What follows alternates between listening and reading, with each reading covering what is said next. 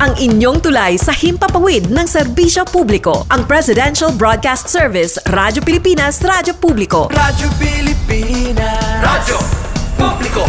Kinilala ng pang-international at prestigyosong Asia Pacific Broadcasting Plus Awards 2025 para sa kategorya ng Government Streaming. Ito ay dahil sa epektibo nitong pagsasanib ng mga tradisyonal na media tulad ng telebisyon, radyo at print para masabayan ang mabilis na pag-inog ng mundo ng digital at social media tungo sa mas epektibong paghahatid ng mahahalaga at napapanahong mga impormasyon sa mamamayang Pilipino. Kinilala rin ang Radyo Pilipinas dahil sa patuloy na pag-akyat ng rating. Ngayon ay matatag sa pang-4 na pwesto sa Mega Manila ayon sa pinakahuling Nielsen Radio Audience Measurement Survey. At sa social media, nakamit ang mahigit 2,000% pagtaas ng bilang ng mga sumusubaybay sa Radyo Pilipinas page sa unang bahagi ng 2025. Patunay ito na ang inyong Radyo Pilipinas Radyo Publiko ay tunay na kaagapay ng inyong pamahalaan sa paghahatid ng serbisyo sa mga mamamayang Pilipino. Mula sa aming lahat, sa ngalan ng inyong pamunuan at mga kawani ng Presidential Broadcast Service, kasama ang inyong mga himpilan ng Radyo Pilipinas sa buong kapuluan. Maraming salamat po sa inyong lahat, sa inyong pagtangkilik at pagkilala. Radyo Pilipinas. Radyo Publiko.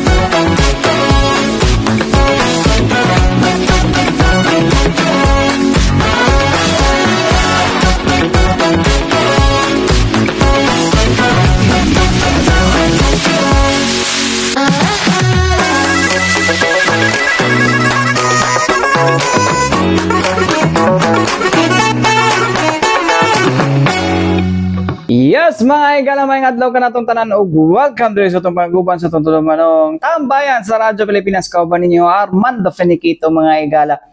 Yes, mga igala, no? Thank God it's Monday, charing. Monday gid akong ganahan, pinakaganahan na adlaw gid mga igala sa tigtrabaho gid mga igala. Mga igala, number 1 ako nga favorite mga igala, ang Lunes, no? Lunes dito ang pinaka-paborito gid mga katambayan, no. Anyways, mga katambayan, no. Kamusta mong tanan din, no? Gipang ulan na bata, no? Kay nabetay kanang ginatawag nato nga ano, posible ta ulanon karon mga taknaa mga katambayan, no. Tungod sa kaning ginatawag nato nga easterlies, no. Pero di man noon siya magdugay noon mo, bundak ra siya tapos mga pila ka minuto muundang. Tapos yung saipod na maabtan og mga pila ka oras, no, dili nun siya mo kan forever, no, sana all walay forever mo gini on walay forever mga igala. Anyways, mga igala, dinhita, no, sa atong isgotan mga igala kun sa atong niaging Biyernes mga igala, no, ang Davao Light mga igala, ming kuan no, may officially ni sulod na diha sa may kapalong mga igala, no. Well, actually naay portions, no, kung sa akong nabalitaan diha, no, nga naay portions diha sa kuan diha sa kapalong, no, nga under na sa Davao Light. Pero katong kuan na to is murag katong duo sa boundary sa Santo Tomas mga igala, kun sa Santo Tomas mong mga katambayan, no, kay unsa ni kaning Santo Tomas mga igala, no, kay Davao Light din na siya, no, same ra sa Braulio Duhalde, Carmen o unsa pa ba? Carmen o Panabo. Mo na sila mga under sa franchise sa Davao Light, no.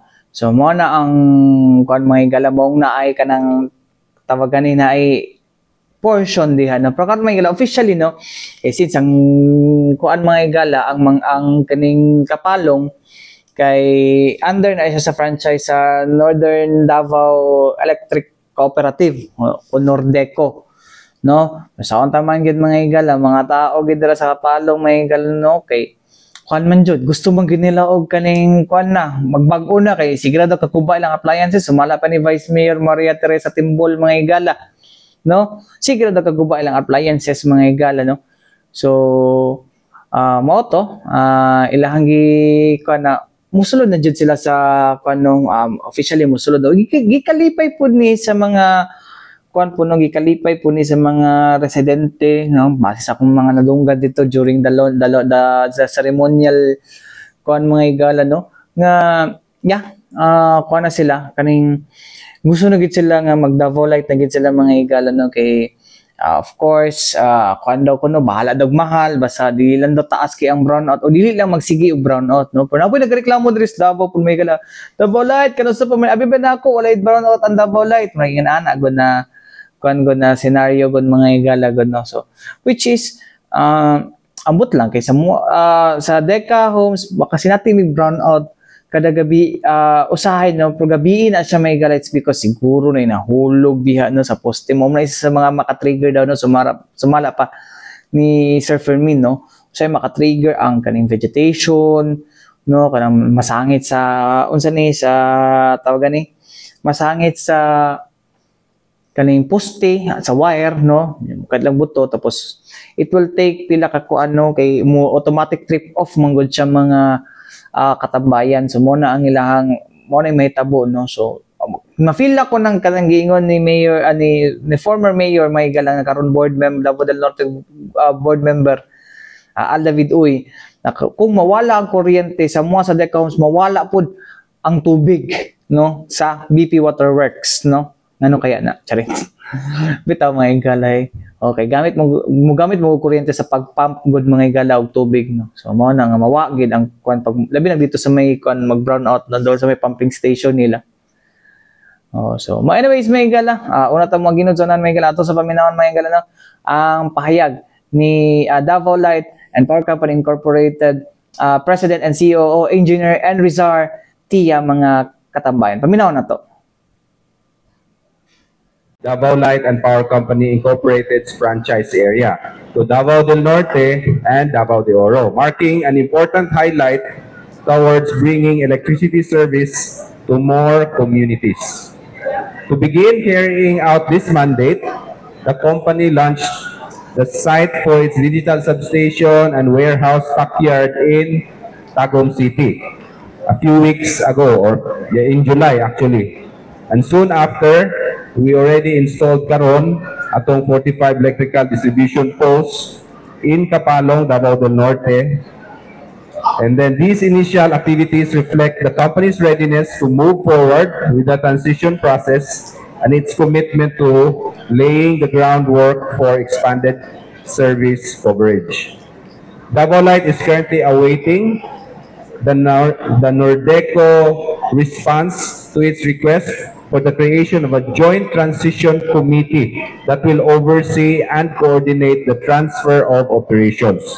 The establishment of this body will be vital in ensuring a smooth, orderly, and efficient handover while minimizing disruption to customers and stakeholders. Through these steps, Davao Light reaffirms its commitment to providing safe, reliable, and efficient electricity service and to supporting the growth and development of its newly covered franchise area in Davao del Norte and Davao de Oro. Mayong hapon sa tanan. So mga mga higala, no, ang pahayag ni Davao Light President and COO Engineer Enrizar Tia mga higala regarding sa ceremonial nila nga pagsulod na diha, no, although diha sa kon mga higala sa Kapalong, Davao del Norte. Actually may higala giuna ginilang Kapalong gid mga higala, no, nga gusto nila makuha og kanang unsa ni kaning gusto nila nga mahimong unsa ni kaning gusto nila mahimong makasulod na gid ang Davao Light mga higala, no. So mo gini lang napangandoy gid mga higala, no, nga unta, no, tuloy-tuloy na gid sila mga higala nga Davao Light, no. Ay dili mali mo to ko nang unta matuloy-tuloy na mga higala, no, kay tungod kan maguni siya mga higala ang maong unsa ni maong pagsulod nila is in line ni siya sa katong nahimo naglapse into law nga Republic Act 12144 o expanded Davao Light and Power Company Incorporated Franchise Area sa Davao del Norte o Davao de Oro mga higala. So mo to ilahang kuno mo na ilahang gusto ng kuno kay gusto lang maging transition na kay nahimo maling balaod no, although sige sa ingon na respeto pud sa kuno, respeto pud sa tawag ani, respeto pud sa Supreme Court. Wala pa may action ng Supreme Court. No? Still pending pa man ang inyong kaso. So enforce gihapon no, enforce paghihapon og ang implementation sa balaod unless mo-action na ang Supreme Court, mo render na sila og kaning judgment or resolution for that, no, for this kind is judgment or decision, no. So sa pagkakaroon enforce pa ang balaod, no, ay mo padalaan respeto pud sa respeto pud sa Supreme Court. Wala pa may decision, mura na po nagkanang for example sa may kuan nato karon on appeal pa ang conviction ni Franz Castro sa Toro Campo. Nya mingon daghang mingon na kuno ay on appeal pa man. And so kung kuan pa under appeal pa ang ilang conviction, convicted gyapon sila. Convicted criminal or felon paghihapon ang tawag sa ilaha. Criminal na lang kay kuan. No? Convicted yapon sila unless balihon na sa Court of Appeals or balihon na sa Supreme Court. Diha patamingon na respeto sa Supreme Court. Sama ang katong desisyon sa Supreme Court on impeachment. Nagdesisyon na ang Supreme Court. So dapat katong mingon dapat nga respetohon ang desisyon sa Supreme Court. No. So wala may ginahimo nga kuan ang ato ang wala may ginahimo siguro. I don't think na ginahimo ang Davao Light no nga maka-influence sa gi-file na sir ang ingon doon ni kuan Michael ni Father Ranilio Aquino mga igala no. Ang tawag doon is certiorari, it's certiorari. Kay Latin man. Pero actually kanang certiorari akong tawag kay Pinoy man ko. Certiorari nga gi-file dara sa Supreme Court, no? Process pa, nakadakit pa, wala pa decision, no? Ambot lang ka kung gipa-comment na ba si Davao Light o gipa-comment na ba gipa-comment si Davao Light, gipa-comment si Office of the President or through the Office of the Solicitor General. Ambot lang ka kay kana nga mga igala is murag ang certiorari is you are asking that no the jurisdiction mga igala or nabay kuan ba no unsa ni excess power kanang naa kay decision mga igala no nga sa tanaw nimo there's a lack of jurisdiction or excess of power no sa ingon ana nga gibuhat so dili man siya kuan so siguro lack of jurisdiction mga igala or sa ba or they're questioning the constitutionality sa kuan kanama sila franchise may nga na good mo nilang gina unsa ni mo nilang gina siguro question no but usaon man nato ni ang mga local government officials no sama ni Mayor Edgardo Timbol gusto naman ginila mo sulod gid ang Davao Light. So kisay dapat sundod. No? So ato paminaw ni himong pamahayag no ni Mayor Edgardo Timbol mga igala no. Medyo partial lang nga kanayang nihimong pahayag mga igala no. Sige paigay nga seremonya. Anyways mga igala, paminaw nato ni. Kakita og daghang ekwipo na ingato kadaghan na nagpatindog og mga poste sa Davao Light. Diri sa atong lungsod sa Kapalong. Hopefully, dili madugay kining atong pag-atod serbisyo sa atong mga katawhan sa lungsod sa Kapalong ay muabot na ang serbisyo sa electrification sa Davao Light. Maikson, kining naitabo diri sa atuwa, dugay na natong gipangadoy. Gani kung inyong tanaw na mga resolution sa atong munisipyo, so kahit panong akong panahon nahimo kong konsyal ninyo, nahimong vice mayor, nahimong mayor, nahimong vice mayor, karon ibalik na akong mayor, ang mga resolusyon na gikan sa Sangguniang Bayan na hatong ihimo na mahimong Davao Light service na unta diri sa atong lungsod ug na-realize na karon panahon na tungod sa atong mahal na Governor Kuya Edwin Ubahib uban sa atong mayor sa una festival. Gani Maikon, ika nga ingon na ako nga ganina na dugo at pawis. Ana ang klaseng serbisyo na gibuhat sa ato mga leader sa probinsya uban sa atong lokal. No? Bahala magkaunsa-unsa, bahalang kaso, bahala unsa pa ay nabuhaton sa pikas sa atong makaabang.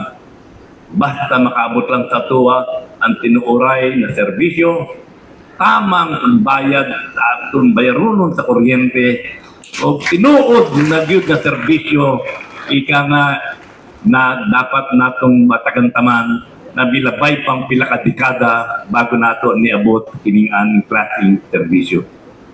Kaya nga anong panahon na mga ikon, salamat sa inyong support, salamat po labi na sa atong mga leader sa probinsya na ang tinguha lang yun na makaabot sa ito ang eksaktong serbisyo na nagpakabana sa atuwa. Kaya karong hapuna, mong i-welcome sa inyong tanan sa pagsaksi sa constellation diri sa atong lungsod sa Kapano. Daghang salamat. So, mga katambayan, no? Well, ano to yung gigon, no? 1990s pa. No, 1990s pa nila gusto musul ng Davao Light. No? Pero sa panahon sa unang mga higala, sa Daneco mga higala, Daneco pa nasa ng Nordeco mga higala, no? Ang ginasulbad, hantod karon nga nag-Nordeco na lang. Sa unang mga higala, kay kanang kan mga gunod, medyo gubot mga gunod mga higala, kasi nag-ilob na sila sa power mga higala, no? Kung kisagid ang mo, kisagid ang mo, mag-manage, no? Either Daneco NEA or Daneco CDA. Patay pa na sila sa unang mga higala kung inyong may numduman, no? Katumakaraan sa Davao del Norte, no? Patay pa na sila sa unang mga higala, no? Tungod lang ng kung kisisingil. Tapos, napag may tendency sa unang mga higala nga maglibog ang mga katong ilahang mga supplier, power supplier mga higala. Kay magpinasahay, inig magtingsingil na. Si CDA may mubayad na. Pero dapat si NEA mubayad na. So, antod karon kaya po na-fix no na bisag na isa naman lang na isa na gaya na sila no. Wala na may Supreme Court ruling no nga ato the time na si NEA ang official no giila no. Naisip ka ng official no nga na juridical entity nga mo ay mo administer sa mo kuan sa ato ang mo kuan sa Daneco sa una. Karon mga higala, di na gusto sa mga tao, kay mama na, sumala pa ni Mayor mga higala, no? Nga gusto na gid nila, nga mag-Davao Light, no? Anyways, mga higala, sa itong pagbalik mga higala, no, ato paminaw ang taas nga pagsaysay, no? Ni Governor Edwin Ubahib with regards sa nga silang ginaturing na victory, kadaugan, nga sa wakas, no? Matagan na gid og kaning, matagan na og kaning, mahatagan o kining kuan gino katumanan ang development sa Davao del Norte mga higala no pinaagi sa pagsulod sa maong power distribution utility mga higala. Anyways mga higala, balik kita man lang sa mga importante pahinumdum nga si Bianan. Balik kita mga higala din sa to panaguban sa tulumanong tambayan sa Radyo Pilipinas kauban ninyo Armando Feniquito mga higala. Yes mga higala no. Ato ang balikon no sa pagsugod kay kaniya no atong gisgutan ang pagsulod sa kining Davao Light and Power Company mga higala dira sa Kapalong no atong milabayng Biyernes mga higala and mao to no ang ginaingon sa to ang kuan mga higala mao to ang ginaingon sa kining ato ang mga local officials no, sa mga local officials no ato kay di mo ko dala nagpuyo no diha sa mga local officials diha sa mga lugar mga higala no nga dakong tabang na ning pagsulod sa Davao Light mga higala no although daghan na daw kaning challenges no sa ilang pagsulod dira although ambot lang pod no kung unsa ba makahatag ba gyud og kaning unsa ni makahatag og makahatag bagyod ni siya og kaning dakong tabang no sa kalambuan diha sa Davao del Norte especially dire sa of course diha sa Samal no dugay na pud nagaproblema sa kaning supply sa kuryente mga higala no. And ang ginakon mo gud karon mga higala is gusto naman gud sa ato mga sa inyong mga local officials di ano nga ma-develop na no, pero ang pangutana na kung totally no masaturate na dira tanan sa Davao Light, tanang Davao del Norte, tanang kwan sa Davao del Norte, even Davao de Oro. O dito sa Davao del Norte mga higala, giuna man ginila ang kapalong gid mga higala. No, makambyuhan ka ng pangalan na mga higala no, mag-decide kaya ang Davao del Norte mga higala nga kambyuhan ang pangalan sa lungsod sa kapalong sa Kasiga. Tsari. Mahatag na mong kahayag ang kwan god. Ang unsa ni ang Davao Light no. Pero syempre dili wala assurance nga dili mapalong. Palong gihapon no kay namo gyud say mga emergencies na no, mag-trip off lag kalits because of some factors no.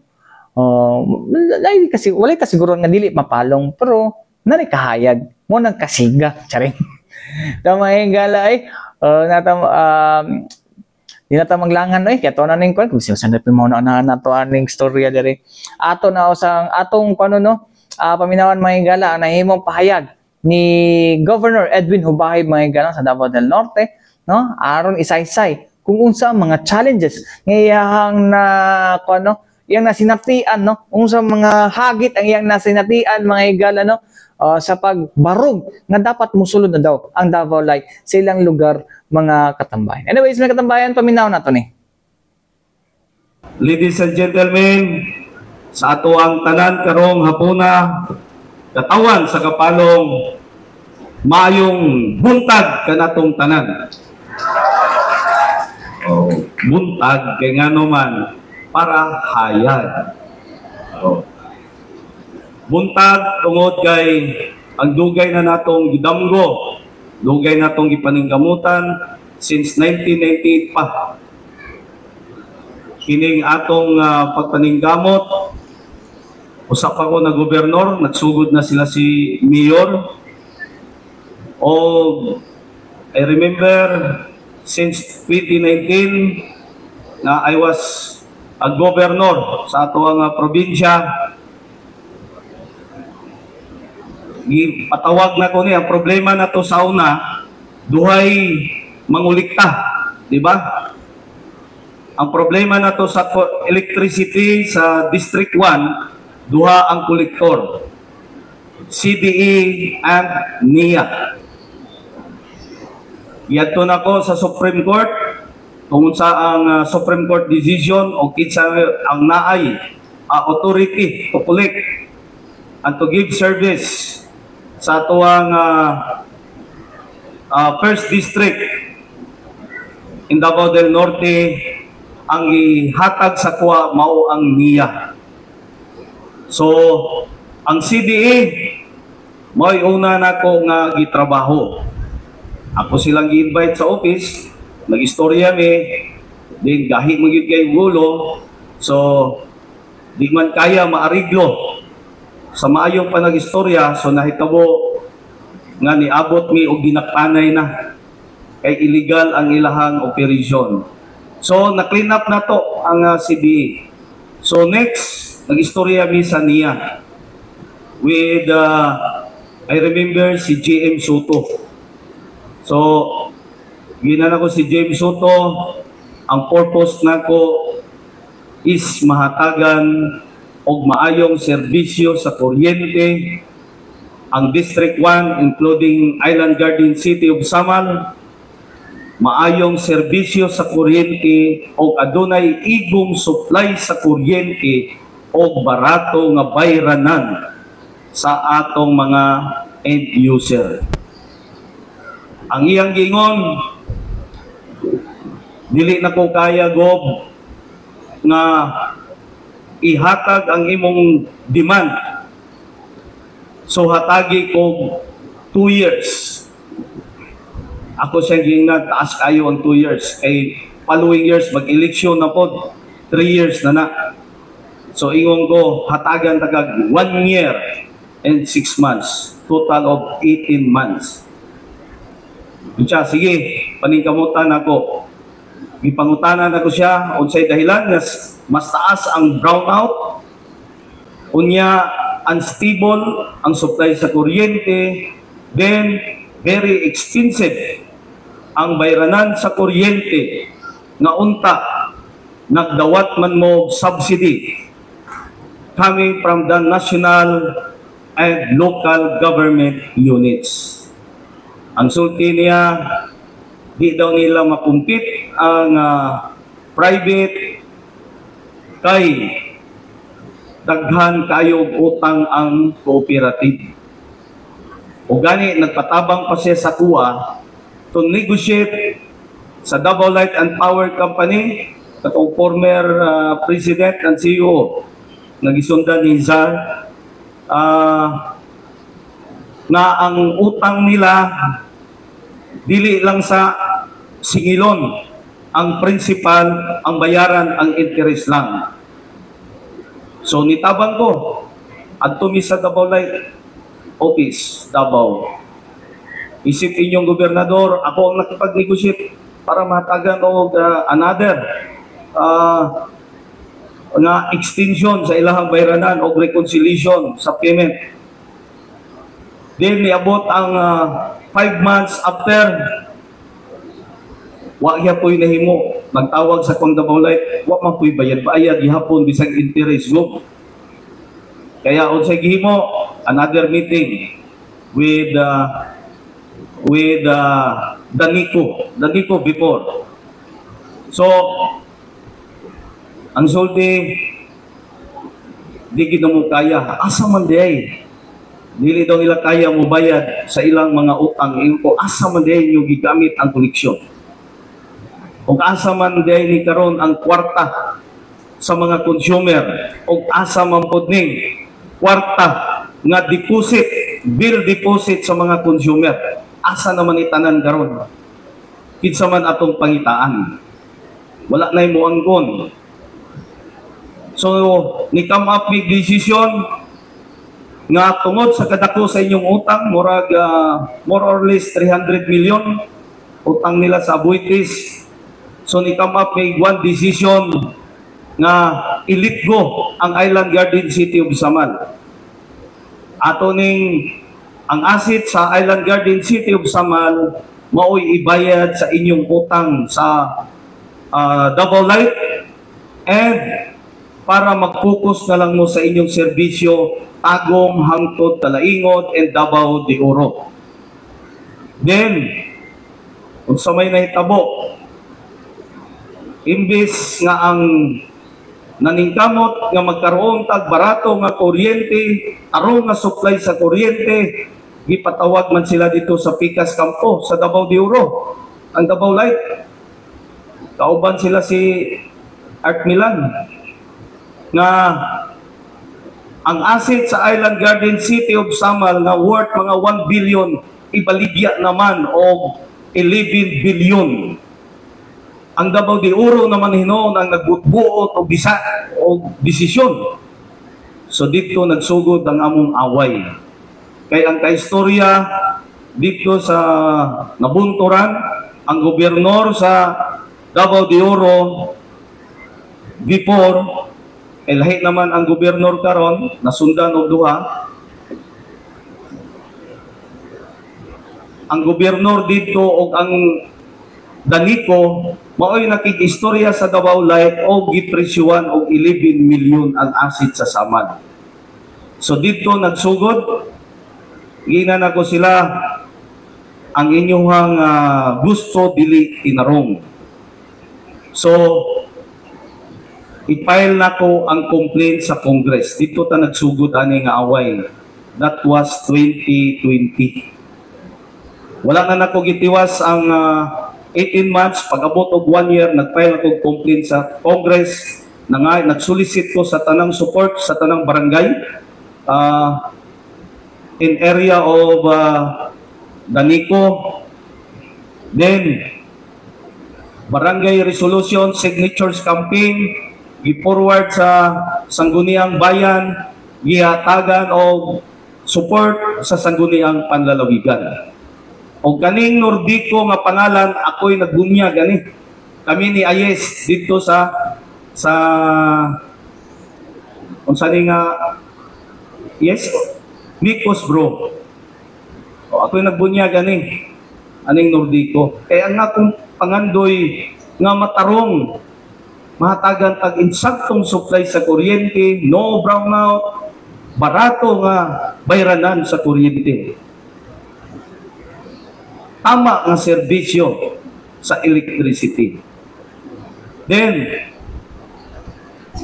sa away na mo sa Congress, tanan dito nga meeting sa Congress hangtod sa Senate, gipag-apan dito sa atong municipal official, sa atong mayor o sa atong vice mayor. Dini sa kapalong, kauban ang atong SB members. So, kami tanan nagtabangay, ipasabot na mo during Congress hearing and Senate hearing nga dili man ni gusto mo complain kung tarong ang serbisyo sa kuryente adunay insaktong supply sa kuryente, insaktong serbisyo o barato nga bayranan sa kuryente. Kaya ang amo lang gipangayo nga mo compete lang ang cooperative ngadto sa private company.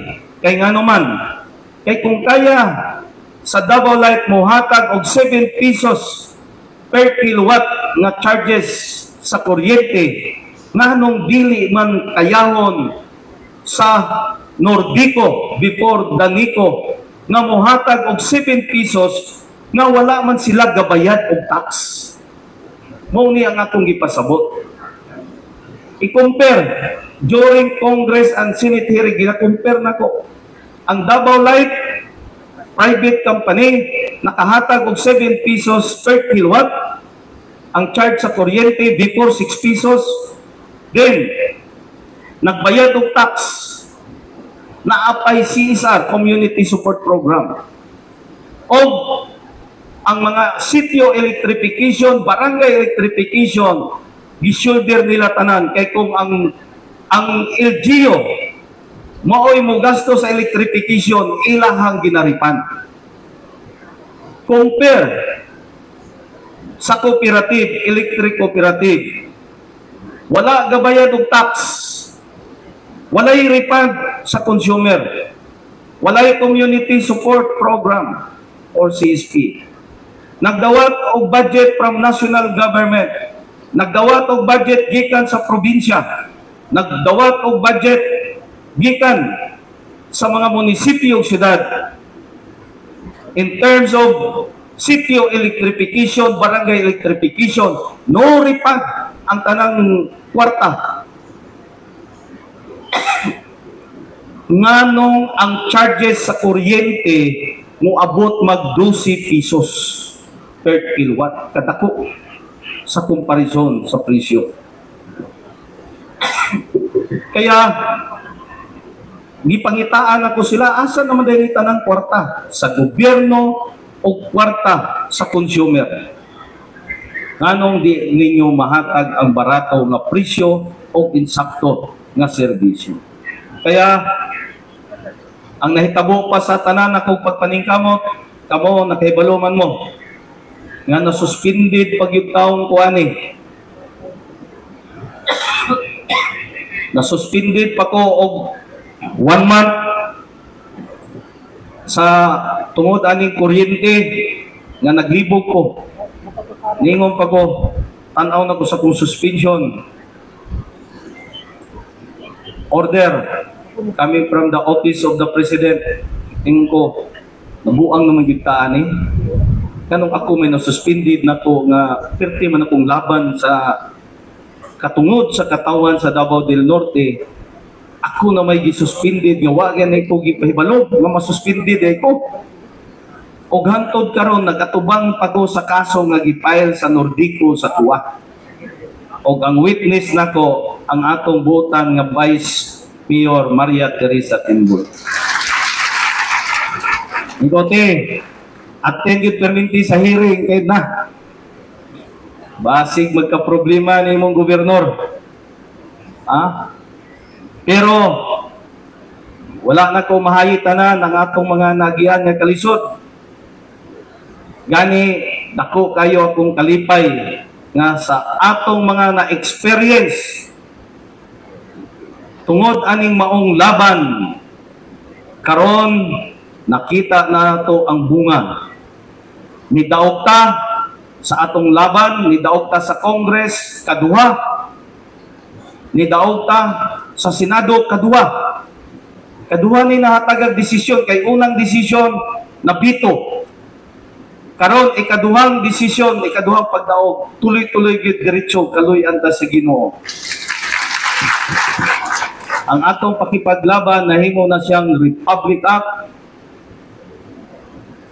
12144. So, expansion of the franchise of Davao Light and Power Company to the area of District 1, Davao del Norte, including Island Garden, City of Samal, and the entire Davao de Oro province. So, ningon ko, at least, dili kamahayan ang tanan natong pagpaningkamot, kaya ingon ni Mayor Edgar, ingon siya, dugo pawis kay nganuman. Grabe ang atong naagian ani usa nato ni nakabot. Pero kiding tanan atong nakabot tungod sa atong sulit nga panagtinabangay. Pagtinabangay sa katawhan o pagtinabangay sa tanang elected official sa atong probinsya nga maoy nagpakabana para nga atong makabot ang barato nga kuryente, adunay insaktong supply sa kuryente o stable na serbisyo sa kuryente. Sayod tang tanan nga ang tanang development nga atong gipangandoy dili na ma-realize kung wala tay igong supply sa kuryente. Kay every development magsugod yun siya sa kuryente kay basic requirement sa tanang kumpanya, tanang processing nga himuon sa Davao del Norte, tanan nga negosyo himuon sa Davao del Norte, bisan pagkatong bag-ong nag-asawa magpatukod og balay ang ikaduha na ang kuryente. Di ba? Busa basic needs yun o prime utilities ang kuryente. Kaya mao niya nga itong ipaglaban nga kinahanglan magkaroon tagbaratong kuryente. Kaya nga naman, kung ang kuryente mahal, wala pa'y igong supply, sige brownout, kinsa may negosyante nga mo negosyo sa atong lungsod sa Kapalong o sa atong probinsya sa Davao del Norte. Kay basic requirements ang kuryente. Kung walay mga dagkong negosyante nga mo negosyo sa atong probinsya sa Davao del Norte because sa poor service of electricity, kinsay apektado? Kitang tanan nga taga Davao del Norte. Kay nga naman, kung walay kumpanya nga dagko nga mo negosyo sa atong probinsya, wala ko'y employment nga atong mahatag kaninyo katawhan sa Davao del Norte.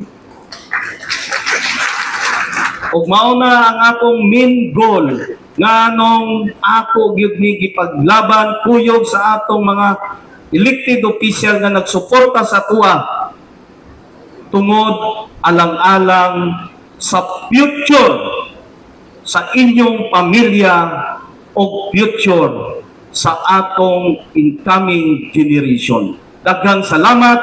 One God nor one people, we are one. God bless us all.